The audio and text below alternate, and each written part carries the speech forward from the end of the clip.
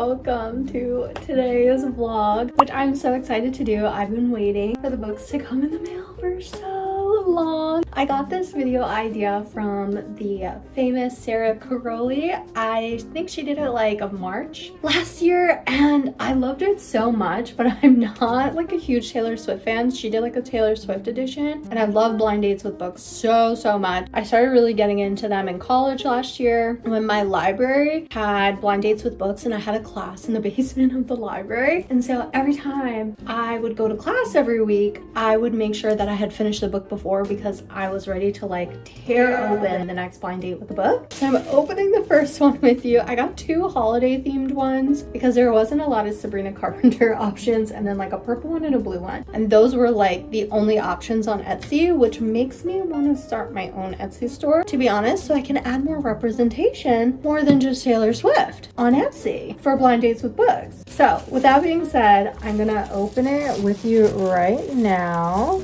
Ooh, okay. It came with stuff, but let's just first. How cute is this? Like, I don't even want to rip it because it's so cute. Is it not? I love it so much. Mix of your 5 favorite songs and 4 of those cookies that you like. Mix 1 of his pictures, 1 ring on your finger, and 1 broken heart. This is all honestly so cute. And then it came with a really cute bookmark. For this one, I said surprise me. I actually think for 2 of them, I said surprise me. She wrote confident woman on here, so I wonder, it must be a confident woman lead. And then it looks like, I don't know if these are stickers or what, but I got this one. It says I love reading. These cute little like Christmas balls that almost have like something going on in them. I don't even know how to describe. And then like a mantle with stockings with bows. It's really cute. You know what? Let me take a picture of this before I even rip this apart. Give me 1 second. Now that I've got the cute pictures, let's open her up.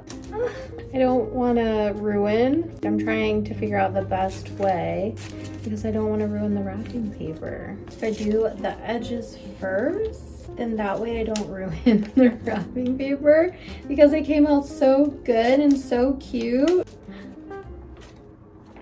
Oh, I'm a little bit sad because I'm pretty sure I wrote no horror.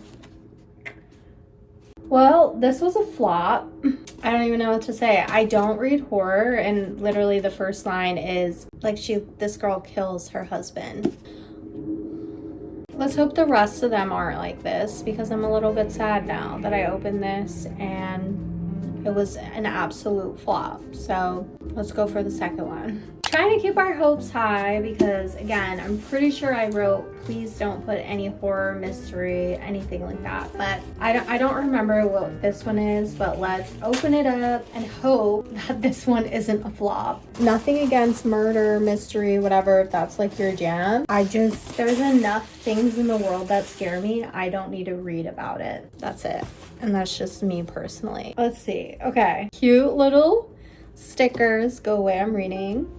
Hot girls read books. I heart me. Cute little bookmark. Loving the cover of this. So let me take pictures of this before I open it. Let's hope this book is better. I'm gonna be really upset if I keep getting mysteries and murders. Let's try again with this one. I got the short and sweet, and I got the blue one. You chose between, I think it's like blue. Excuse me. You chose between blue, purple, blue and purple, or blue and pink, and then the holiday one. There really isn't many. Like, I think this girl's shop is the only shop that does Sabrina Carpenter. And after that one being a flop, I'm just kind of like, and I get it because like one of her music videos from Short and Sweet is like kind of gory and whatever the case may be. But again, just please. Wow, this video is really becoming a flop right now. This is another murder mystery.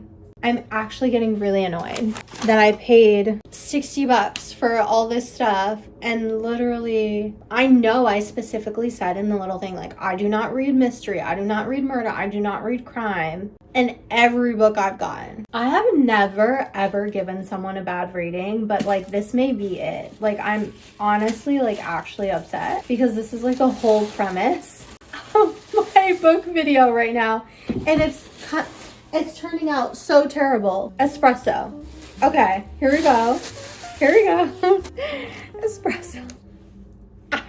I literally might actually be in the worst mood ever if this whole video just ends up flopping. Okay, cute little bookmark, a main character energy, spicy book club, this little heart. We got the pink book. Let's hope this last book isn't a flop. Now I need to figure out how I can bring this whole video together. I'm honestly like not even gonna want to buy from her again because it is actually really, really upsetting because I don't know what I'm supposed to do with this whole vlog now. Okay, let me take a picture of this, make it cute, and go from there. Let's take my pictures. Let's hope the third out of the 4 books is not a flop. Yet again, I don't even care about the... Okay, finally, something I haven't heard of before, I haven't read, and it looks like it's not a murder mystery, but let me read the back. Love Unwritten by Lauren Asher. Lakefront Billionaires. It's about a billionaire named Raphael and Ellie, who's an unemployed songwriter, and she's his son's nanny. We'll have to see if we like it. Every single trope I don't like, I got, and I feel like that's kind of just the luck of the draw with blind dates with books, but I don't like single dad tropes. Let's see if we like it, but I'll get to reading this one and go from there. I have decided to read the book from the blind dates with books. Even though I did not like the rest that I got, I decided to give this one a try, and I realized as I'm not that far in that this is actually the second book in a series, so I'm a little annoyed by that as well because I'm just like, okay, like am I missing something? I don't know, because I've never heard of this book before, but it is okay. Again, I'm only 55 pages in out of 600 pages, so I know it's gonna take me a minute to get through this, but to revive this video, I have done my own kind of thing, and so there will be more than just this book. It's just, I'm gonna read this one, which will probably take me all day today and tomorrow to get through, and then we'll talk more. But other than that, right now it's like dual POVs, and it's about this billionaire named Raphael and this girl named Eleanor, and he is like a billionaire with a son named Nicholas, and they call him Nico. He has like this degenerative like eye disease, his son, where like he's losing his sight, and he's only like 8 years old. And Raphael hired Eleanor, this girl that he knew from high school, as his nanny. Originally, like, she was his music teacher, and then he ended up hiring her as his like live-in nanny, and then now I'm at the part where he just fired her. So there's a lot going on. There's a lot of brooding going on, which is why like I'm pretty sure I need number 1 to kind of know what was going on. So I'm just trying to kind of pick up the context from here, but I guess that's why there's 600 pages of this. So I'm guessing this early in, her being fired is not all that worrisome. I have a feeling with how they were exchanging glances and everything else in the beginning of the book that they'll quickly be back together here in another 50 pages. So I'm guessing for the trip to Hawaii, it's feeling very predictable, which kind of makes it a little boring. But I think the most exciting parts of the book is that Raphael and his son speak Spanish, and I feel like there's not a lot of Hispanic representation in a lot of romance books, so I do like that part of the book, that there is some Spanish being spoken in this book. Otherwise, I'm gonna get back to reading.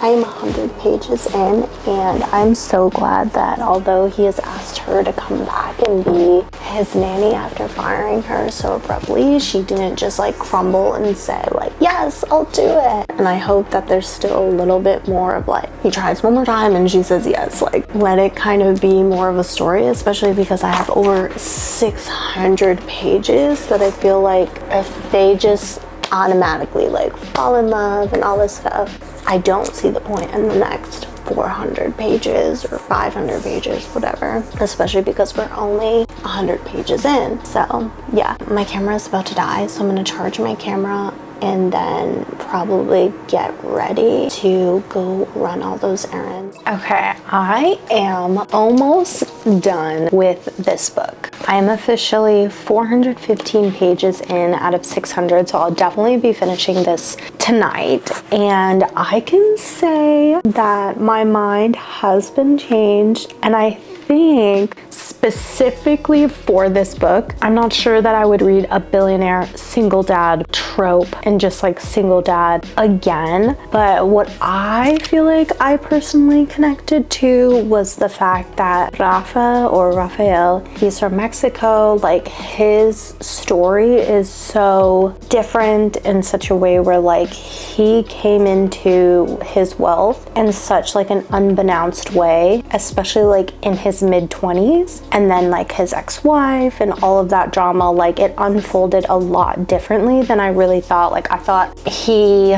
was like adopted into money or came from money, and I feel like this is just me. I feel I also get put off by romance books as well. Like, I feel they used to be my favorite, and then now I've kind of teetered on the line of them not being my favorite, strictly because I feel like so many of the female main characters are just always like objectively blonde hair, blue eyes, blonde hair, green eye. Like, that is what I have found most of these like popular books that are always like rotating on TikTok or YouTube. Like, I have seen some other YouTubers talk about this book, and I'm not someone to gravitate towards that. I'm not saying that that's not beautiful, but I feel like in just so many different ways, I feel like I can't relate, where I'm like, oh, here goes another character, like she's described as beautifully skinny, blonde hair, blue eyes, like, and that is just like always the narrative, and that there's not like this diversity. But I have found that diversity in Rafa and his cousins, and I feel like that is really lacking in the romance industry right now. I do love Alexis Daria's romance books, very telenovela-like, and what I love is that Rafa and his son Nico speak Spanish in this book, and for the people who don't speak Spanish, there's translations at the bottom, and I feel like for me, I'm drawn to him and Nico and like his siblings more because of that. Not saying that Ellie is not interesting and hasn't had a hard life, but I feel that I'm more drawn to his character, mainly because it feels more familiar to me. His family feels more familiar to me. I'm not saying that I don't read it, and again, I wasn't initially going to be led to his character because I'm like, oh, another billionaire guy, and like there's just so many of these books out there that like I can't even understand how other women can also be attracted to that, and I could really go in depth on that. But either way, there's just so many layers in this book, especially like given the time frame that all this is happening. There's like 200 pages that are just like a week of time and things happening, and I again personally thought like I wasn't going to like this book. I will say that this book really should come, like, even if you send it on an Etsy store, because remember, this is the blind date with the book that I got and the only one that wasn't a murder mystery. This book has very, very deep trigger warnings, and I will say, like, I have overall liked the plot, not like the plot, but overall liked Rafa and his son and like his cousins and his aunt and uncle and Julian, but there is very, very deep layered things that I feel like if you are triggered by it, there are some trigger warnings that I think should be at the front of this book, and maybe I skipped that. Okay, content warning. This love story contains explicit content and topics that may be sensitive to some readers. For a more detailed warning list, scan. Okay, so see, I didn't pay attention to that. So make sure you pay attention to that. But the other thing I would say is that if you're not like a super like into like spice, this book is very spicy. I tend to skip over those parts, but what I will say is that for a good majority of the book, there was really good yearning, and that's what I enjoy very much. I think there could have been some parts that could have been left out, but that's just my personal opinion as somebody who doesn't like deeply care to know what somebody does by themselves in their own time. And so I feel like The spice level is a bit much for me, and I hope that what I've seen kind of like, I don't know, I still have 200 pages. Like I think like enough yearning can really do it for me, and like words of affirmation and then like his actions and her actions, like that will be enough for me, but we'll have to see. I think for that's also where I'm thrown off a little bit by the book. I still don't know how the story will end. I have a feeling they're gonna end up together, but I have a feeling that there's gonna be like this third act breakup, and I hope there isn't for the sake of the story. But otherwise, I still have a little while left to go, and then I'll be moving on to the next book. I'm hoping to finish it by this weekend because it's Friday right now. I'll come back to you when I have more things to talk about. It is officially after 11 o'clock and I have finished this book. And I still stand firm in just loving the character development of Rafa and feeling like this story connected with me more because of Dalia, Lily, Julian, his tia, his tío. And I feel like although the female main character wasn't diverse, I feel like having a diverse character set made a trope, like a double trope, single dad and billionaire, be a lot more bearable for me to not DNF, because I was so ready to just not read this book. The book was a lot of spice, but if you kind of like skim those parts, there is so much more to the two main characters that you get overall, which makes the story that much more interesting and makes you want to kind of like keep reading and like keep being a part of their story. So I do like that, and I do feel like I will read the next book, which says that it will be out in 2025.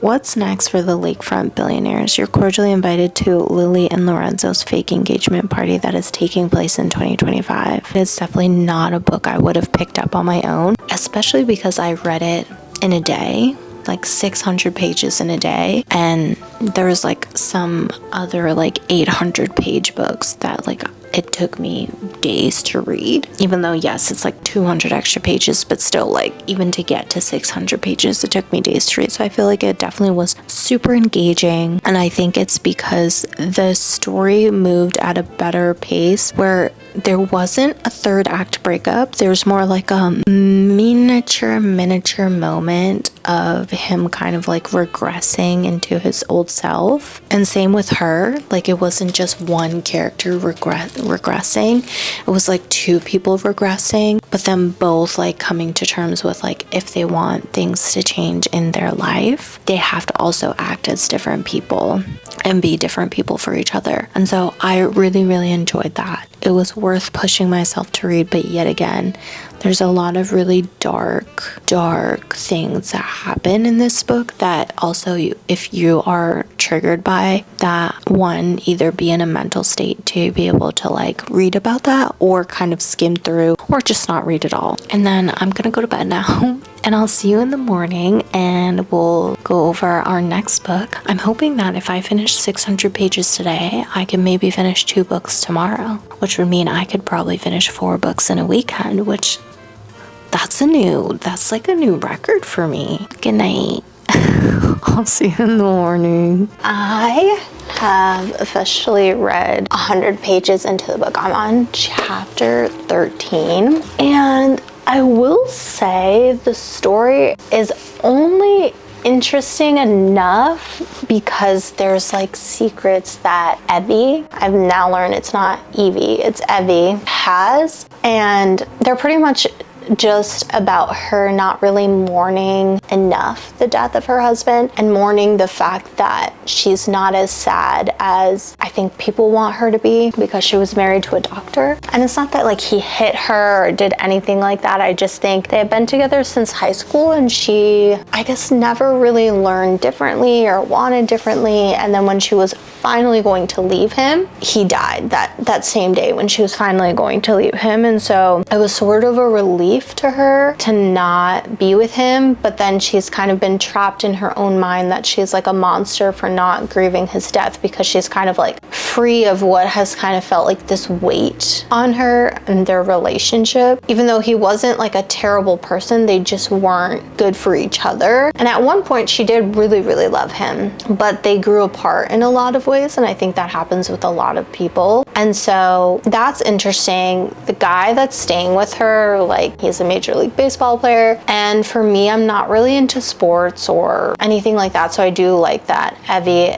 is also not that way, or like obsessing over him. Like, he's a good looking 30-year-old guy, she's 29. So I do like the relatableness of it. I think sometimes when everybody's always 20, 21, and then you are no longer 20, 21 and you're in your late 20s, that then you're like, okay, I want something a little bit more relatable to that. Kind of going through that, I have 200 pages left in the book. I'm sort of flying through it just because there's not a lot to the plot other than them living together and kind of literally going through every season together over time, because literally right now we're in winter. There was a moment at Thanksgiving where her dad had said something that did set her off, because also nobody in her life knows that she was going to leave him other than the guy that's like renting the apartment in the back of her house from her, which is this Major League Baseball player guy. He's the only one that knows, and it's been over a year since his death. And her dad at Thanksgiving comes to the Thanksgiving dinner, and they're all talking about what they're grateful for, and he talks about how he's grateful that his daughter married a doctor and that she was able to survive the last year of like her grief, and that like pisses her off, and she's like, really? I'm gonna live for another 50 years at least. I'm barely even 30, and you're telling me that that's what you're most proud of me, when I have so many accomplishments in my life, me marrying a doctor and surviving the grieving aspects of his death. And I think that really sends her into a spiral, because of course, like, in his death everything is about him, and I get that aspect, but it almost feels like she becomes a ghost and she's still the woman who is kind of like sidelined to his greatness. And you kind of see in her little flashbacks too, where they met in high school, and because he was the guy that showed interest in her and all this stuff, like, she flunked the math final so he could be valedictorian instead of her, and just little things like that. So I think there is some areas where we're still learning why she fell out of love with him, and she has this like growing friendship with the guy that is renting the apartment back in the back of her house. So we'll have to see. It's definitely interesting, like, going from Love Unwritten, where there's like really deep, complex trauma themes. There's a lot happening in that 600 pages, to now we're kind of like going, you know what actually she feels like, now that I think about it? She feels like Lorelai. And not the sense that she comes from privilege, because her dad was a lobster trapper, and that's what he did, was the lobster boats in Maine, and then her mom moved away to Florida when she was a kid. The way she talks and the way she holds herself very much feels Gilmore Girl-esque, especially like the town that they live in. The way she talks about it, it feels very Gilmore Girls. And honestly, this book feels more like a fall read than a winter read, if anything. And that's the vibe that she gives. That's where I'm at in the book. I am hoping to finish it within the next couple of hours so I can move on to the next book, and hopefully it's a little bit more exciting. I'm saving the last like thick book for tomorrow, so that way I can kind of finish it in one sitting. But I'm teetering on like being bored, but also staying, because there's still things kind of unfolding about like why their marriage didn't fulfill her as a person. So that's where we're at. Hello and welcome back. It is the next day, and we are moving on to the next book, because as you know, the other books that got sent to me were a complete flop. And so I decided to go to ChatGPT and input the songs that I had put into that girl's Etsy of what songs I was hoping to get book inspired picks from. And so through ChatGPT, I went to the bookstore. ChatGPT gave me this book recommendation for Juno, which is Evie Drake Starts Over. I have never even heard of this book before. Based on what ChatGPT said about Juno is that this book feels like someone who feels like home, like that's what they feel like to you, and that's what the essence of this book is. So I'll read the back to you. In a sleepy seaside town in Maine, recently widowed Evie Drake really leaves her large, painfully empty house nearly a year after her husband's death. Everyone in town thinks grief keeps her locked inside, and Evie doesn't correct them. Meanwhile, in New York City, former Major League pitcher Dean Tenney is wrestling with the downward turn in his career. As the media storm heats up, an invitation from an old friend to stay in Maine seems like a chance to hit the reset button on Dean's future. When he rents an apartment at the back of Evie's house, the two make a deal. Dean won't ask about Evie's husband, and Evie won't ask about Dean's career. Rules, though, have a way of begging to be broken. And what starts as an unexpected friendship soon turns into something more. To move forward, Evie and Dean will have to reckon with their past, the friendships they've damaged, and the secrets they've kept. But in life, as in baseball, there's always a chance up until the last out. A joyful, hilarious, and hope-filled debut, Evie Drake Starts Over will have you cheering for the two most unlikely comebacks of the year and will leave you wanting more. So that is what I picked up as my Juno pick, and I am really hopeful and excited because the silent, patient, and luckiest girl alive, does this give you Juno? Or did those give you Juno? I don't think those give Juno. I think this gives Juno. So girly pop, if you're watching from that Etsy store, I am so sorry. I never ended up writing a review or anything like that just because I feel like you missed the mark and you almost threw my video in the trash with those book racks.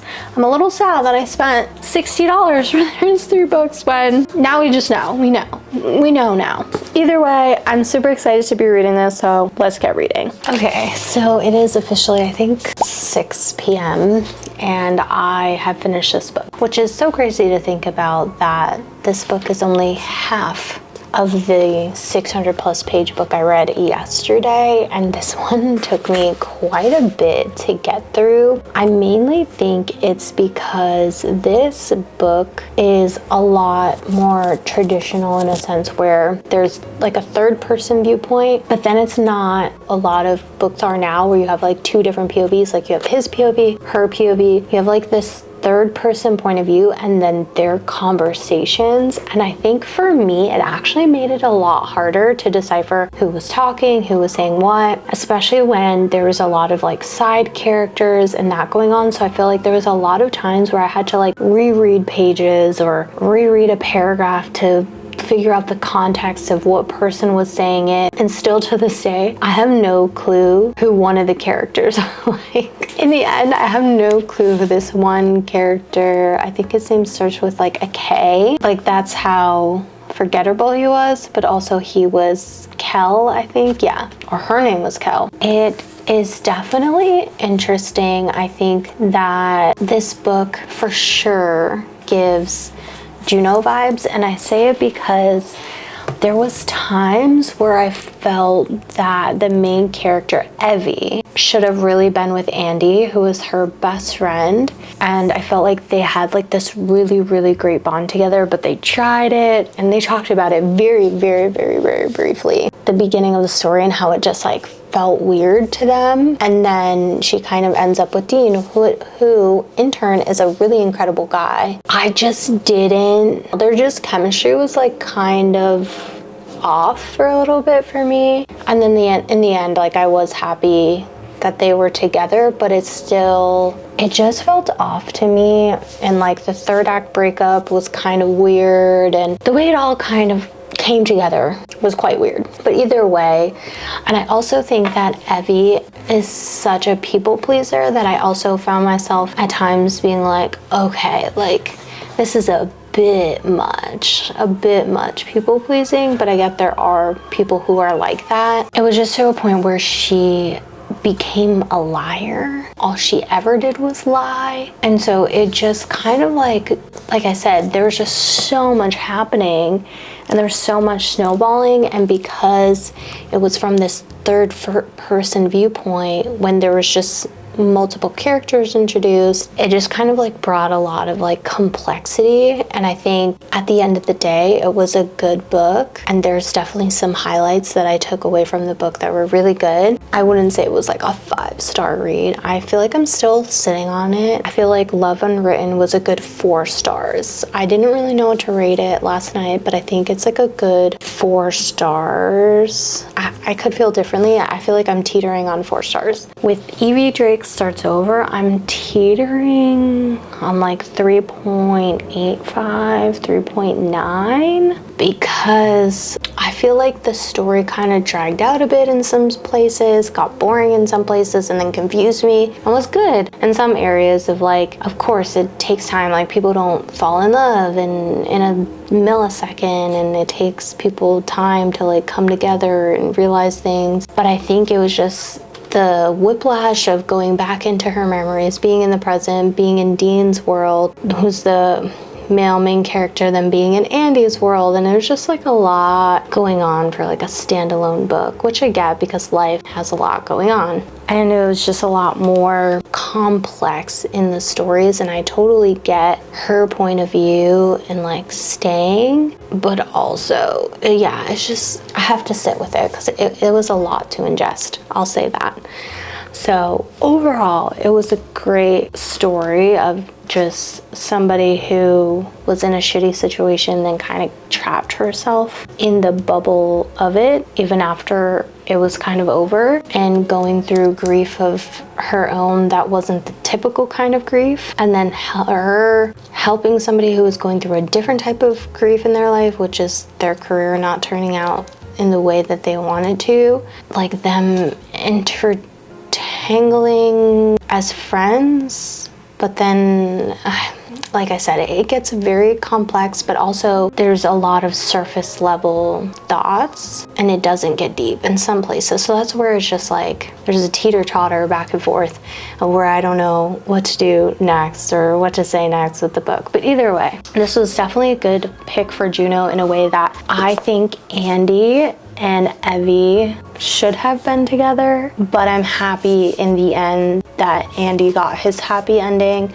just because I felt like their story of their friendship felt like Juno, especially because like he already had kids and all this stuff. But then her and Dean also felt good together. I think it's just different when you have somebody who you've been friends with for years, and then now you're introduced to somebody new that she has this friendship with, and you're trying to grow this friendship. And he was a really, really, really nice guy. Like there was nothing wrong with him. And I feel like he felt a home in Evie, and Evie felt a home in Andy, but not in a love way. But then Dean did, and Evie felt confused, and yeah. It wasn't a love triangle, I'll say that. It was just more of like the feeling of home that somebody gives. I'm gonna leave it at that, and we're gonna move on to our next book that I hopefully can finish or get halfway through tonight, so that way we can move on to the big kahuna.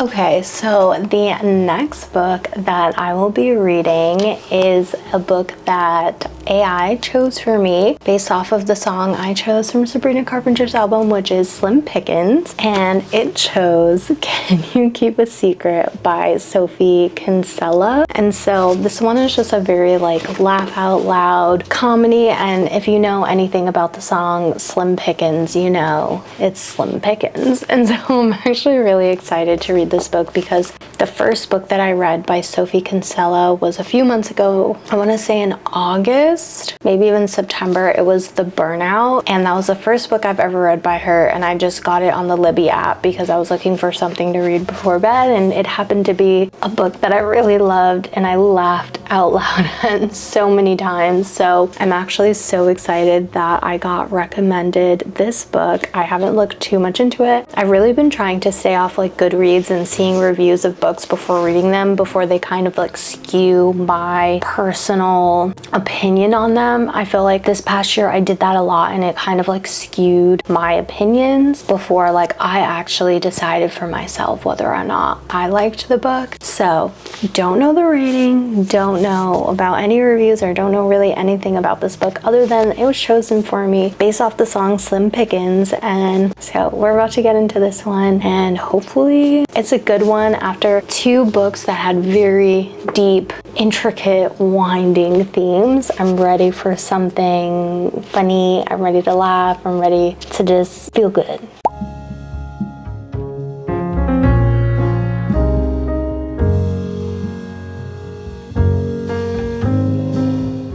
I am about 50 pages into the book, and I am laughing out loud at this book. I have now remembered why I loved The Burnout so much, and it's because Sophie Kinsella's writing is so relatable, so funny, so good that I would love to see her books into a movie or a TV show, just so I could, what I have in my head, see in the real world and just have something to keep watching and laughing about and getting excited over. And I think too, what I really love about this book is that this girl, the main character, is just so me. Like, especially when there's a moment at the beginning of the book where the flight has turbulence, and then she like thinks she's saying it in her head, and she's like, we're gonna die, and then she just starts freaking out and like word vomiting her whole life to the guy sitting next to her. And I was like, that's me. I am very much flying through this book compared to the Evie Drake book.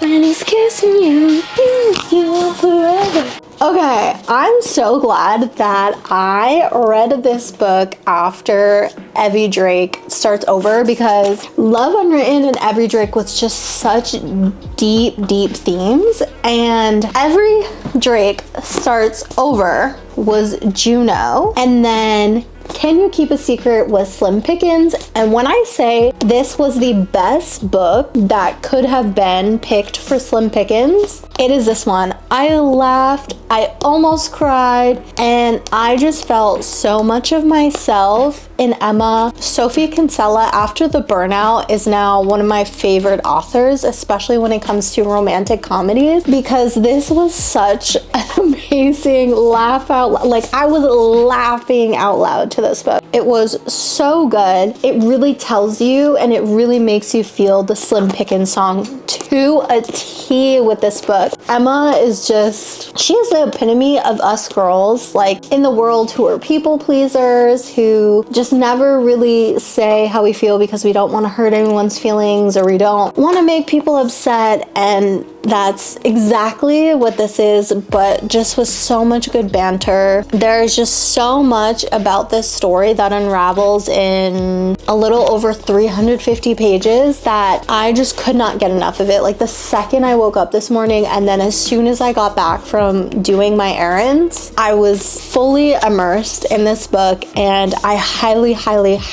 recommend this book. If I'm gonna recommend something where you just want to feel good and you want to maybe get out of a reading slump or a palate cleanser, this is the book. I could definitely see myself rereading this in 2025. I mean, I flew through this book comparatively to Evie Drake was shorter than this book, and it took me 12 hours yesterday, like I said, to get through, because it was hard to pick up like who was talking and just a lot of like complex things. I would love to see this as like a Netflix movie or like a Prime movie, and it'd be recreated, because it's just laugh out loud, so funny and so good, and it just like hits your heartstrings. And I feel like the thing about Emma is, like, we would all be Emma, especially when she thought she was dying in the beginning. I think any of us who have ever experienced turbulence on a plane ride, and the way she experiences turbulence, where like the plane like whoo drops, like we would all just like start telling our whole life to the person next to us to try and distract us until the very end. And so I won't give away too much other than the fact that we would all be Emma in this instance. Thank you to AI for her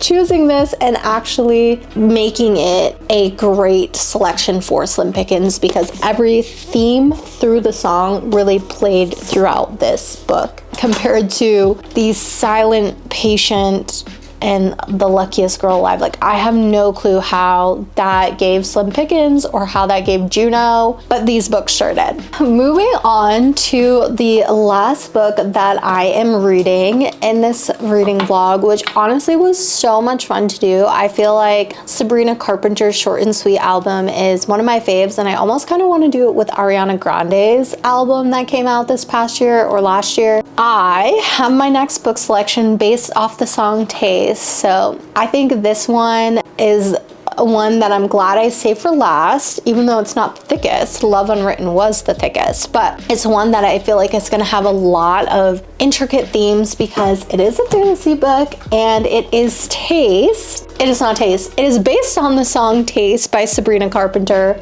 and it's The Wrath and the Dawn. And to give you a good explanation, this is like a lush and seductive tale of dangerous romance filled with intrigue and chemistry, which kind of like matches the intensity of Taste. So there is like a lot of like magnetic and like undeniable attraction. Again, I've never heard of any of these books, so that's what also makes me really excited, because I have heard of The Silent Patient, I have heard of The Luckiest Girl Alive. That is not my taste in any way, shape, or form. Don't think that it fits any of Sabrina's songs that I chose. I feel like this really is gonna hit home with our last one, and I'll read you the back. So Khalid, the 18-year-old Caliph of Khorasan, is a monster. Each night he takes a new wife, only to have her killed by sunrise. Shahrazad is the first volunteer to become Khalid's bride. She vows to stop his reign of terror for the friend she lost and for all those who perished before her. Incredibly, Shahrazad, you'll have to tell me the correct way if you've read this book to say her name, manages to survive her first morning, then the next.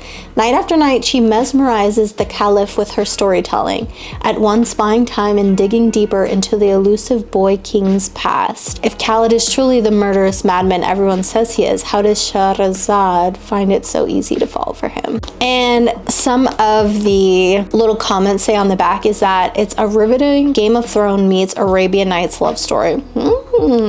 I was a Game of Thrones girly. This is an intoxicating gem of a story. You'll fall in love just as I did. An imaginative retelling of the classic tale 1001 Nights. Fans of strong characters and fairy tale retellings will love this book. Either way, I'm very excited. I feel like it'll be a good little cleanser going from like 3 back-to-back romance books. And yes, there is romance, but it's fantasy, so we're adding that magic, that mysticism, my favorite genre of all time, fantasy, back in here. And so I am very excited to get to reading this. So let's get started.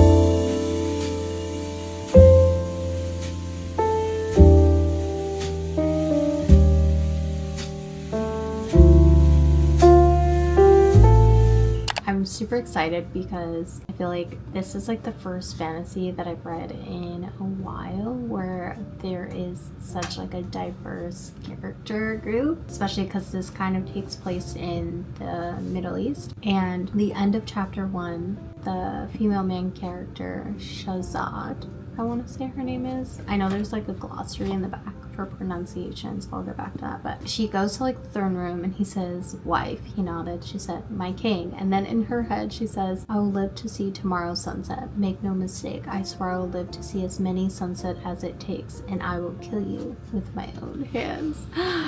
Ooh. And that's why I'm gonna let myself end it for the night. Otherwise, I'm gonna be addicted to this whole book and what will happen. Especially because there's a moment with like a rose that like there was like magic. I don't know what was happening, but either way, I'll be way too addicted to know what's gonna happen in these next coming chapters, and I'm gonna let myself go to sleep on that note. Well, I am back many days later, and I have officially finished The Wrath and the Dawn. I finished it on my Kindle. I will say The Wrath and the Dawn, it was like a really interesting book. It was definitely good. At times, it almost kind of felt like powerless in a way, or just very similar to many other fantasies. And I get it because it's also like a retelling, and sometimes a lot of other fantasies are retellings as well of certain like fairy tales and stories, and it just kind of felt unoriginal, but I feel like I should have known that. It was going in as a retelling. It's just like when I say it felt so similar to Powerless, it was like she takes the king into the like city and then, you know, they fall in love that way. By no means is Kai, me thinking about Malachi. And in no means is Peyton from Powerless and Kit like an in-love moment that we know of at this point in the series. But it just felt very similar to the storyline of Powerless in that way. Just like the whole thing with like her having to like show that she does archery to him, and then like just other fantasies like I can literally just name off the top. I feel like the one thing that was feeling original was, no, now that I think of it, because there's like a curse or there's a sickness or something, but there's a curse that's on him, and the only reason she survived was because she was 100th or 101, I can't remember. Either way, I would definitely rate 3.75, 3.8 because it wasn't a bad book. Like, it was good. It just, I think for me, felt like way too many other fantasy books at a lot of different periods and times during the book. Otherwise, if we were to go back and I was to rate like 1, 2, 3, 4, all the books that I just read throughout this whole reading vlog, that the last book honestly just took me the longest because I read the first 3 books within 2 days. Ate them up. The last book took me a minute, and I feel like it was like trying, especially with fantasy or like a new fantasy series or a book that you try to get into, it kind of like sometimes takes a minute to get into the world building and understanding who's this and who's that. I would definitely put number 1, Can You Keep a Secret by Sophie Kinsella. Oh my gosh, I can see myself rereading that book as like a comfort book for me this year. It was just so laugh out loud funny. I love Sophie Kinsella, and I feel like I need to read more of her books. And I'm actually gonna go to the Kindle store now and see if I can find more of her books, because The Burnout, I should have remembered how much it made me laugh. I mean, towards the end it was a little less laughter, but like the entire book of Can We Keep a Secret, I was just peeing my pants laughing. And the romance being the part of the plot, like it was giving early 2000s rom-coms, and I loved it so much. So number 1. Number 2 will definitely have to be Love Unwritten. It took me by surprise because, as you can see throughout this very long vlog, I was not for Love Unwritten. It got me, and I think it was a very good book. I could have done without some of the spice, like especially one of the parts where like Rafa, like himself, I'll just leave it at that. Like that could have just like not even been in the book. I loved how that story came together. It was definitely like a true enemies to lovers-esque vibe, and I would have never picked that book up on my own. I would have judged it by the back, by the description. Billionaire, single dad, nope, but it came number 2. Like definitely had a space in my heart that I think I could see myself reading number 3 when it comes out this year. Then the next book that I will say I felt in this whole reading vlog was my number 3 is Evie Drake Starts Over. Ooh, 1 second. I'm watching dogs right now, and the elderly dog I just watched, she got outside somehow. 1 second. Oh goodness. Okay, we're just gonna have to watch her. Anyway, number 3.